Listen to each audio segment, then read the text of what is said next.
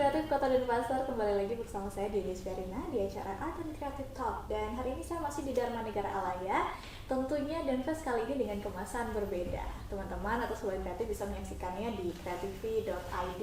Dan tentunya ini merupakan kemasan baru nih yang harus dan wajib banget teman-teman nonton setiap episodenya. Dan tentunya di Art and Creative Talk kali ini saya sudah bersama dengan sosok yang sangat menginspirasi, khususnya nih ya di digital creator. Jadi baik itu tentang animasi, tentang beragam hal lah tentang dunia kreatif digital. Dan beliau adalah Wayan Jonian Tasyada atau yang akrab disapa Kak Jon gitu aja ya, biar lebih familiar dan lebih mudah nih ya. Di sebelah saya sudah ada Kak Jon nih. Halo, Om Swastiastu. Om Swastiastu. Selamat pagi, siang, sore, malam. Karena kita bisa ditonton kapan aja. Iya. Meretas batas. Betul. Ya. Batas. Gimana Mantap. kabar hari ini? Baik. Seperti biasa. Luar biasa baik ya. Oke, dari Excellent. gaya-gayanya nih emang posisi banget ya. Saya bangun. Enak sekali duduk sini. Kak Jon, gimana nih kesannya ke Dharma Negara Alaya nih? Kali pertama atau memang sudah sering kesini nih? Pernah dulu lewat aja sih sebelum ini jadi, tapi Oke. setelah jadi ternyata wah mantap sekali. Oke. Nggak nyangka ini, saya kira bukan begitu masuk itu feel-nya udah beda. Udah bukan gedung pemerintah lagi. Udah asik banget. Iya, ini udah. Jadi ini saya duduk aja dah. Nggak bisa bangun ini. Ini cocok Ya, berarti nonton. untuk teman-teman digital kreatif ya, yang Iya. bisa kerja dari mana saja dan kapan saja. Kak Jon, bicara mengenai digital kreatif nih ya, memang sudah sejak kapan digeluti nih? Soalnya backgroundnya di sini ternyata seorang arsitek nih dulu. Iya. Coba diceritakan. Ya itu kalau flashback ke belakang sedikit, Ah, saya ini salah satu arsitek salah jurusan ya. Terus arsitek tapi Kepleset akhirnya gitu. ya jadi animator. Ya itu saya tamat dari pendidikan formal itu tahun 2003. Itu karena ada teman sih waktu itu yang ngajakin. Waktu itu kan senang main skateboard. Oke. Jadi ada temennya waktu itu saya ajak main skate, itu ngajain bikin komik waktu itu. Pas baru tamat itu, jadi nggak tahu mesti ngapain. Jadi karena memang arsitek itu pilihan saya sendiri sih, cuman ketika di pertengahan tuh kayaknya kayak ngerasa salah jurusan gitu loh. Jadi kok banyak ada hitung-hitungan kayak gitu dan kok mulai bukan passion iya, kayaknya gitu ya. gambar senang dari kecil senang gambar, cuman ketika ketemu ada mata kuliah mekanika teknik yang kayak gitu ada tuh, angka-angkanya. ya ini kok pusing. Nah akhirnya karena itu pilihan saya sendiri mau nggak mau saya Selesaikan. terusin sih, tamat akhirnya. Iya. Setelah walaupun 6 tahun baru tamat. Mendalami Nah, sekali. iya. 6 tahun tuh karena banyak yang nggak lulus sebenarnya itu. Tapi akhirnya Ya akhirnya menemukan. tamat dengan IPK pas-pasan dan itu kayaknya saya nggak cocok jadi arsitek mikirnya waktu itu. Dan kebetulan waktu itu adalah teman yang itu tuh ngajain bikin komik gitu dan dibayar secara profesional. Jadi waktu itu tuh judul komiknya itu Cakra dari Yayasan Wetlands yang sponsorin. Oke. Itu sempat saya bikin tuh 3 seri ya. Nah dari situ udah saya mikir, Kesenangan gitu. ya ini kok kerja senang-senang ini dibayar dikasih duit. Biasanya kalau saya gambar-gambar kayak gitu dulu kan paling ditraktir mie kayak gitu. Ini dapat uang nih gitu. Dan waktu itu tuh wah ini kayaknya kalau diseriusin ini bagus nih. Dan masih jarang waktu itu yang punya skill seperti itu. Dan akhirnya saya kuliah lagi setahun di media, di media Creative College. Waktu itu baru buka ya. Jadi fokus ke Ya, ini ya. waktu itu tuh baru buka di Banjar. Dan itu saya angkatan pertama dan keterusan lah akhirnya sampai sekarang. Dan sempat ngajar juga nih. Sempat ngajar. Waktu itu setelah tamat dari di media, sempat break dulu setahun. Saya sempat kerja di developer tapi bukan jadi arsiteknya, jadi ini Jadi 3D visualizer, 3D visualizer. Oke. Bisa di-cut ada ya? Ya. Oh, Atau saya dari Nggak apa-apa. Oh. Ya, Ya bisa ya. Oke. Waktu itu saya di developer setahun jadi CG artist. Mm-mm. Jadi bikin model untuk perumahan gitu. Dan setelah itu ditawarin ngajar di Nimedia. Oke. Hmm. Berarti sempat merasakan jadi mahasiswa, Sempat merasakan jadi dosen mahasiswa, juga. habis itu jadi dosen. Bukan dosen sih, instruktur lebih tepat. Oke. Karena kalau dosen kan harus S2 kan. Itu saya cuma S1. Dan jadi ketua jurusan sana selama 4 tahun. Dari tahun 2004. 2005 kan, 2005 Oke. sampai 2009 itu. Akhirnya Nah, setelah itu saya Oke, freelance. ini menarik sekali Sobat Kreatif. Jadi ini poin yang sangat menarik untuk kita perhatikan, bahwa ternyata bekerja sesuai dengan apa yang kita suka itu jauh lebih menyenangkan, dan itu dialami oleh Kak Joni ya. Jadi buat Sobat Kreatif ya, kali ini mungkin merasa loh kok kayaknya saya lebih hobi saya lebih mendatangkan nih dan menyenangkan dikerjakan. Nah, ini harus didengerin baik-baik. Kak Joni menyambung hal tadi nih. Tadi kan sudah bercerita tentang background sebelumnya. Nah, sekarang kayaknya mainan di YouTube juga, lebih fokus ke digital kreatif. Itu sejak kapan dan kenapa? Kemudian oke nih di sini sama fokus di sini aja gitu. Ya, itu YouTube saya lihat sebagai sebuah platform yang sangat bagus untuk berbagi ya. Jadi sama kayak media sosial, Facebook, Instagram, dengan format yang lebih panjang tentunya kalau video kan. Jadi durasinya Ya, lebih panjang durasinya ya? jadi nggak terbatas.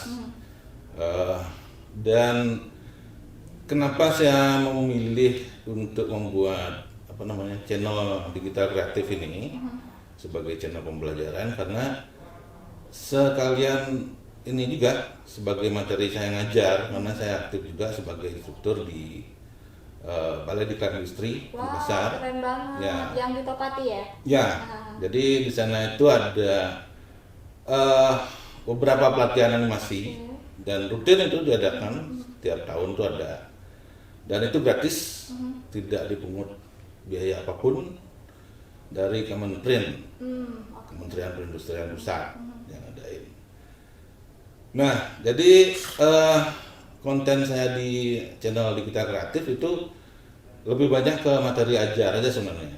Gitu. Jadi teman-teman yang mungkin ketinggalan pada saat di kelas bisa mengakses konten saya gitu. Bisa subscribe, like, Ya, share. jangan lupa teman-teman yang di rumah boleh promosi. boleh dilihat Digital Kreatif Channel kalau kalian mau belajar tentang animasi, motion graphic, dan video editing, produktivitas, semuanya di sana. Oke. Boleh subscribe, like, share.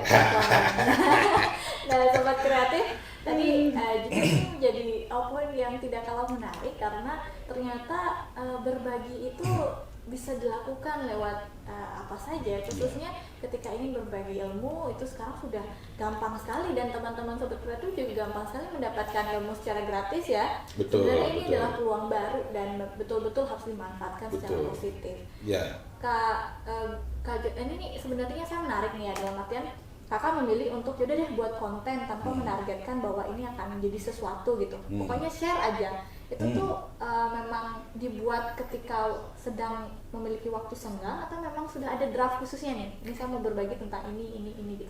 awalnya seperti yang tadi. Jadi kapan ada mood kerjain gitu, pas ada waktu senggang kerjain. Tapi setelahnya kayaknya akan lebih bagus lagi ketika itu dibuat secara terstruktur gitu. Jadi sekarang saya sudah mulai ini ya, jadi dibuat materinya yang dari basic dulu, kemudian intermediate, kemudian advance gitu. Oke, berarti sudah di mapping sebenarnya Ya, ya. gitu. Jadi lebih mudah orang mengakses seperti itu. Jadi kan berjenjang dia belajarnya itu kan. Jadi enggak awal-awal udah yang Nggak susah random dulu ya. ya. Jadi orang juga males jadinya gitu. Ya ternyata seperti itu jadinya lebih gampang dipelajari. Ya setelah melalui beberapa proses juga sih. Oke. Ini menarik sekali. Ya. Berarti sekarang sudah ada dalam tahap mapping sehingga teman-teman sobat kreatif yang mau belajar sudah bisa ya dari awal Ya. step by step gitu ya. Betul. Jadi seperti yang dia tadi bilang, sekarang ini teman-teman di rumah yang pada hidup zaman ini sangat terbantu sekali sebenarnya. Iya, betul. Ya, kalau saya dulu tahun 2003 itu nyari resource buat belajar tuh susahnya minta Belum ampun. lagi harus butuh effort lebih lah ya. Ya, bukunya itu tebal-tebal segini kalau mau belajar animasi. Buku dulu. Karena pembelajaran secara video itu masih jarang. Kalau yang saya tahu dulu ada digital tutor namanya, dan itu langka sekali. Langka, dan yang jual di Bali itu jarang. Jadi saya mesti ke Jakarta beli tutorial kayak gitu-gitu. Dan hari ini sudah Ya, disediakan. sekarang dari HP ya bisa. Dan harusnya lebih Gampang. mudah untuk Lebih mudah. mempelajarinya. Ya. Wah, semoga nanti Indonesia nih banyak punya animator-animator Iya. yang handal ya, karena memang pola dan Harusnya. mekanisme belajarnya Betul. jauh lebih gampang hari ini. Betul. Sobat kreatif, saya akan bertanya lagi nih terkait dengan apa sih sebenarnya kendalanya? Kalau tadi kan orang melihatnya ketika sudah diupload gitu kan, oh udah jadi gitu, udah tinggal belajar. Sebenarnya di balik itu kan pasti ada dari mulai segi mapping, kemudian mempersiapkan konten. Ada Ya. nggak kendala-kendala dalam membuat konten itu, Kak? Kendala membuat konten saya Selain mood nih. kalau dari saya ya, ini kan agak subjektif nih Iya. jadinya pertanyaannya. Oke. Kalau dari segi saya sih sama sekali nggak ada kendala. Oke, keren. Mungkin kalau yang baru memulai ya, kalau kita lihat dari kacamata yang baru start nih modelnya yang lebih gitu, mungkin itu kendalanya biasanya di alat gitu, dan itu sangat klasik itu. Jadi alasan yang saya kasih, saya alat saya jelek nih, nggak bisa bikin konten kayak gini ya, kurang memadai. Padahal sebenarnya itu masih bisa diakalin gitu. Jadi kalau bikin konten YouTube bisa pakai HP kan gitu. Yang penting konten kita strong dan apa yang kita tampilkan itu memang disukai. Dia pernah dengar Alibata? Sekilas pernah ya, pernah. Ya, jadi itu gitaris yang dia mainnya fingerstyle gitu. Iya. Supir truk sebenarnya, jadi bukan kayak musisi yang terkenal gitu. Betul. Dia hanya supir truk dan dia bikin konten iseng setelah dia kerja itu, dia rekam ke HP-nya. Itu mendunia. Betul, Jadi yang dengarnya. subscribernya dia Viral ya. iya musisi internasional kayak The Ground Force gitu subscribe ke dia. Jadi seperti itu. Itulah Kalau ya. kita bilang alat sebagai kendala sih sebenarnya enggak gitu. Bukan itu. Ya, bukan itu. Tapi kalau dari proses editing misalnya nih, itu seperti apa, Kak? Kalau proses editing ya itu dia. Jadi kalau zaman sekarang kan dari HP pun bisa kita edit sebenarnya. Dan banyak aplikasi HP yang malah gratis itu. Jadi kita bisa download. Mungkin kalau gratisan kan biasanya ada Ada watermarknya watermark kayak ya. gitu. Kalau beli pun sebenarnya nggak seberapa sih. Paling 60.000. Masih support banget Iya, sebenarnya ya. daripada beli rokok 2 bungkus rokok lah. Tuh, Kalau perbandingan ya. ke situ ya jelas. Ya. Sobat kreatif harus bisa lebih memanfaatkan Ya. ini jauh lebih kreatif ya. Benar, Karena sekarang ternyata bukan benar. alat kendalanya, tapi Benar. niat ya. Niat, ya. Betul. Sebenarnya kendala yang terbesar itu adalah niat sebenarnya. Ya, Kemauan itu ya. kemauan. Kalau nggak ada kemauan, nggak jadi. Betul sekali. Biar dibeliin alat 300 juta, dan ini Nggak alat 3 bisa juta. juga ya. Nggak ada kemauan, ya nggak ada apa keluar. Betul betul. Hmm. Bicara mengenai animasi nih, ini kan kan 3D ya. Jadi ini biasanya orang-orang menganggap ini ada suatu yang nilai lebih susah dari yang lain. Nah, kenapa nih kakak sendiri ini lebih, saya justru senang ini gitu. Ya mungkin karena basic pendidikan saya di arsitektur itu kali ya. Ya. Jadi itu saya mengenal 3D ini dari pas saya tugas akhir di arsitektur, dan itu masih pakai komputernya yang komputer Pentium 3 tuh. Waduh, Itu kalau iya. kalau kita buka Windows itu gitu bunyinya. PR banget. Ya, loh. ya, Memang gitu. waktu itu udah Kot PR. gitu bunyinya aja. Nah itu, dan waktu itu sebenarnya awalnya saya sangat anti digital ya. Itu mungkin kan saya kena kutuk nih akhirnya jadi animator. Dulu teman-teman yang pakai CAD tuh saya ejek malah, wah ini pakai CAD nak berkarakter nih gambarnya, nah pakai manual kan karakter yang buat kelihatan gitu lah. Ternyata ya itu dah pas tugas akhirnya udah ada teman dekat saya itu ngajakin buat DA itu pakai 3D CAD waktu itu.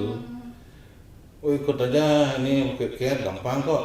Wih nggak bisa, saya orang anti komputer gitu kan, dulu anti komputer. Itu komputer tuh saya pakai buat ngetik sama nonton film aja udah. Nggak ada fungsi lain komputer. Nah itu dah pengguna komputer nih gitu. Akhirnya dia ngobrol-ngobrolin ikutlah, dan diajarin sehari sama dia bisa tuh. Wih ternyata ini asik, iya ternyata asik juga nih. Dan dari situ dah pelan-pelan ini gampang bikin ide. Sesuatu yang dulu secara manual tuh kalau bikin perspektif itu kan dulu kan waktu arsitek itu bisa sampai 2 hari 3 hari begadang tuh. Di komputer saya bikin cuma setengah hari, jadi ada waktu lebih buat yang lain itu lah. Gitu, jadi lebih praktis, lebih efisien, dan akhirnya itu kepincut di 3D ya. Dan akhirnya mendatangkannya dari situ. Ya. Nah, dan waktu itu juga saya lihat peluangnya masih besar sekali sih, karena yang main itu masih dikit dulu, terutama di Bali. Berarti kalau hari ini Ya. justru tantangannya animasinya harus punya karakter ya untuk bisa bertahan ya?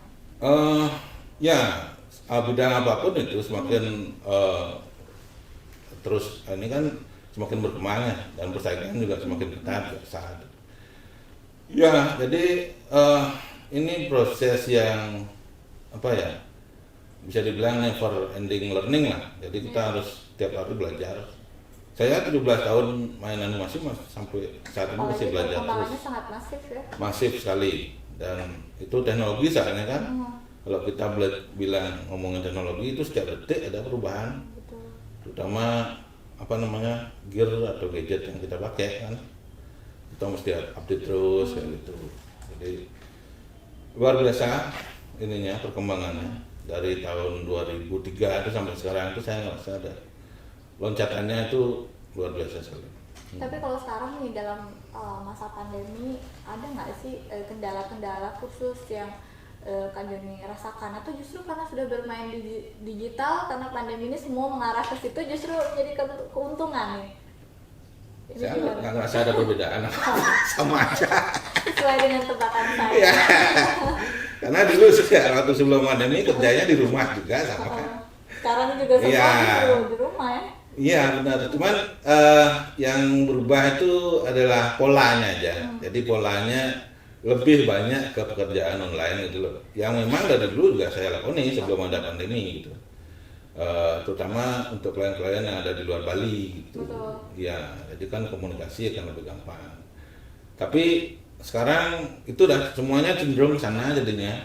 Klien-klien yang offline itu udah hampir sama sekali nggak ada. Ya, karena ini udah kendala pandemi, dan kebanyakan juga kliennya sekarang ya dari luar, itu dari luar Bali. Benar-benar meretas batas gitu ya. Meretas batas. Kayak Ramadan. Emang harus meretas batas. Mau nggak mau gitu loh. Jadi kalau mau survive sekarang emang harus itu jalan keluarnya. Dan harus adaptasi ya dalam setiap perubahan. Harus beradaptasi dengan itu. Betul. Gitu. Berarti ini bisa jadi bisa menjadi sebuah keuntungan juga untuk teman-teman yang bergerak digital kreatif ya. Iya, jadi kalau saya bilang ya, kalau teman-teman yang main grafis itu nggak bakalan ada matinya sih, selama orang masih punya mata gitu loh. Jadi kan apapun yang kita lihat ini kan by design semua, interior, sofa, itu semuanya by design kan. Jadi kalau nggak ada yang ngedesain ini kita nggak bisa, saya nggak bisa duduk dengan nyaman sendiri. Nah, kan? Kalau misalnya ada yang ngedesain misalnya ini, wah ini dari kayu dan segitiga runcing gitu kan, sakit pantatnya. Itu, dan selama manusia masih memerlukan ini produk dan apa namanya perlu sesuatu yang mesti dilihat, itu saya kira kerjaan desain itu tidak akan ada matinya. Berarti kesempatan dan peluang masih sangat Masih lebar untuk sangat sobat terbuka. kreatif yang mau menekuni ini ya. Betul sekali. Dan industrinya yang kita bisa masukin itu hampir semua industri sebenarnya. Jadi pariwisata bisa, walaupun pariwisata misalnya sekarang kan lagi down-downnya. Betul. Tapi Kita masih bisa. masih bisa. Jadi pariwisata virtual misalnya kan, mereka memerlukan video editor, memerlukan kameramen, memerlukan pilot drone misalnya kan, dan motion graphic artist, animator.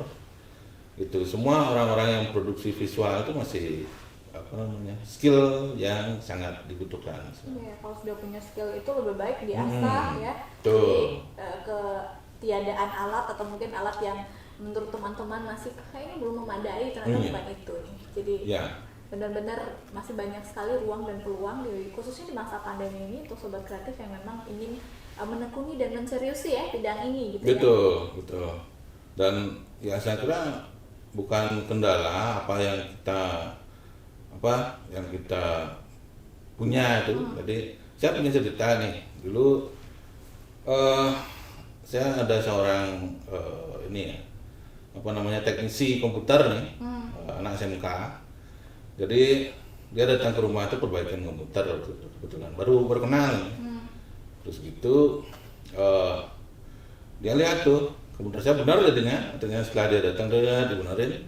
Dia lihat di dalam komputernya, kok ada Premiere beli, ngedit video ya? Oh ya, memang itu kerjaannya. Boleh saya datang, ini belajar sini, boleh. Sana dia belajar. Terus gitu, pas dia datang tuh saya lagi browsing drone kan. Waktu itu rencana mau beli drone. Terus itu tanya, oh apa nih beli? Ini dah kamera terbang nih, gitu. Terus gitu, oh keren. Ya, beli dia besoknya. Wih, duluan dia beli. Minjem dia uang di LPD itu. Jadi anak itu punya ini dia visi ke depan. Waktu itu mesti jarang yang punya drone. Minjem dia berani minjem uang gitu. Dan akhirnya nggak jadi saya beli drone. Mending saya sewa di dia lah. Kan saya nggak perlu mikirin penyusutan segala macam. Itu dah semakin banyak yang tahu dia. Akhirnya dia jadi teknisi komputer, jadi pilot gitu.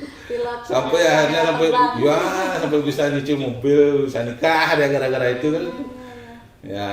Ya itulah yang saya bilang, yang utama itu kan bukan modal, seberapa macam modal kita punya, seberapa canggih hal yang kita punya, enggak.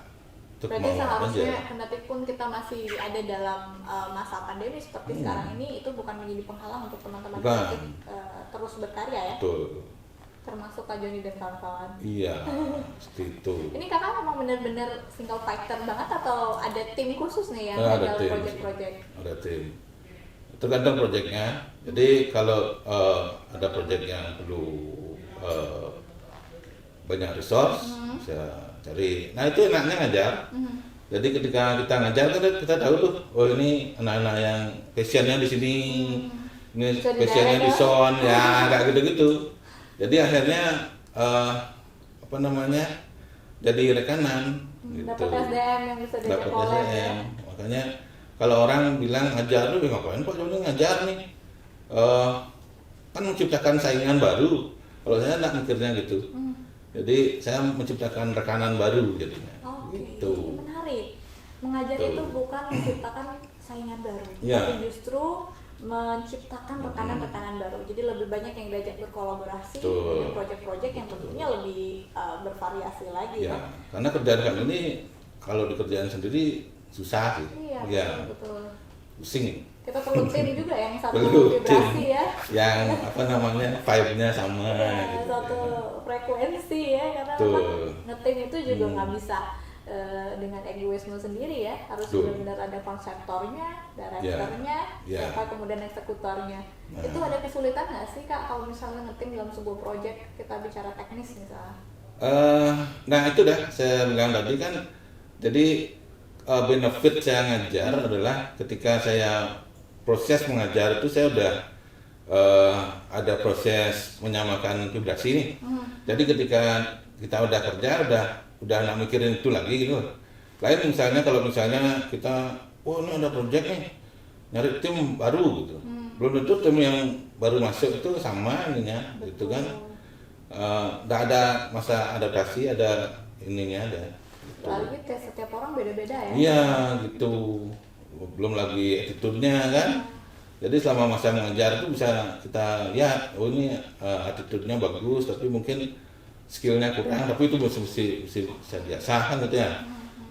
Ya seperti itu. Berarti dalam bekerja seni pun etika itu juga menjadi suatu hal Oh, yang sangat pasti. penting ya untuk Pasti. Jadi ketika kita pintar sekalipun kalau etika kita Ya, juga kurang betul. juga akan susah dalam kerja sama Ya, dengan kalau tampilan saya nggak masalah, mau rambutnya moha, mau apa ditindik 1000 ditindik serah. Yang penting attitude itu mesti dijaga, itu aja sih. Ya, penting sekali. Itu sangat penting. Kak Joni bicara mengenai inovasi tadi ya. Ini Danfest kali ini kan diselenggarakan secara virtual. Jadi otomatis ada hal yang sangat membedakan dari Danfest sebelumnya. Yang biasanya koordinasi di akhir tahun, keramaian begitu. Kemudian tahun ini teman-teman harus berpikir 1000 kali untuk tetap menghadirkan Danfest dengan sentuhan virtual. Sebagai seorang yang bekerja di menggeluti digital kreatif, seperti apa nih pendapatnya? Ya, saya kira sangat positif ya. Jadi dalam masa pandemi ini memang ya kita harus mau nggak mau harus mengikuti protokol kesehatan itu kan. Jadi menghindari kerumunan dan apa namanya dan yang format virtual ini saya kira sangat efisien. Kalau saya efektif, saya bilang belum tentu ya, cuman efisien itu pasti itu. Jadi orang nggak perlu keluar buat belanja kan gitu ya. Kalau orang yang introvert kayak saya lebih suka yang model virtual gini ya. Kalau orang yang suka keramaian segala macam mungkin akan ada sesuatu yang kurang mungkin yang dirasakan. Jadi itu sih apa namanya, saya kira sangat positif sih apa yang dilakukan teman-teman di sini. Danfest masih tetap jalan, jadi tradisi yang kita lakukan tiap tahun itu juga masih tetap dirasakan oleh masyarakat kan ya. Itu sih, itu jadi tidak terhalang oleh yang namanya pandemi. Ya, betul. Jadi siapapun dalam sektor apapun hari ini memang betul-betul kita harus sama-sama bangkit dan tetap berkarya ya. Dengan segala keterbatasan yang ada, tidak menutup kemungkinan lahir karya-karya yang spektakuler gitu seperti betul sekali. Kak Joni, ini saya sebenarnya masih pengen banyak banget ngobrol nih, cuman karena waktu yang harus memisahkan kita gitu. Terakhir nih, mungkin Kak Joni bisa memberikan motivasi kepada sobat digital atau mungkin sedikit harapan nih sebagai pelaku digital kreatif. Silakan. Ya, jadi buat teman-teman di rumah yang memang ada ketertarikan ya untuk menekuni dunia animasi, kemudian konten-konten digital seperti ini, kuncinya cuma satu aja. Jadi perbanyak portfolio kalian dan buat portfolio yang sebagus-bagusnya, karena itu adalah jasanya teman-teman. Jadi saya kuliah 6 tahun di arsitektur, itu jasanya saya hilangin, nggak punya jasa. Jadi kalau ketemu klien itu nggak pernah ada yang minta jasa. Ya, jadi portfolio yang diminta, dan itu jangan lupa juga di-upload di cloud. Gitu. Jadi kalau teman-teman mau freelance segala macam, jadi yang dilihatin itu adalah portfolio. Ya, itu aja sih kalau dari saya. Semangat dan jangan pernah berhenti berkarya. Oke, sobat kreatif jangan pernah berhenti berkarya, dan yang paling penting adalah pendidikan akademis itu sangat penting, tapi di luar itu ternyata soft skill juga menjadi suatu hal yang tidak kalah penting. Jadi perbanyaklah portofolio teman-teman sobat kreatif untuk kemudian bisa dipercaya dalam berbagai proyek dan berbagai kesempatan. Jadi semakin cepat menjawab peluang-peluang atau tantangan di era masa kini. Saya tidak akan menyimpulkan banyak karena tadi sepertinya sudah banyak sekali disampaikan ya, tapi sebelum kita akhiri saya ingin berfoto selfie nih dengan Kak Joni, karena ini jarang-jarang ketemu. Oke, kita foto dulu ya Kak ya, dari mana? 1, 2, 3. terima kasih Sobat Sama-sama. Kreatif. Itu dia perbincangan kita bersama dengan Kak Joni dan Yes. Kak Yasin. Sobat Kreatif banyak sekali mendapatkan apa ya, inspirasi baru tentunya untuk kawan-kawan yang menekuni dunia digital. Kalau gitu, saya Dede Syarina, saya pamit undur diri, sampai jumpa di segmen selanjutnya.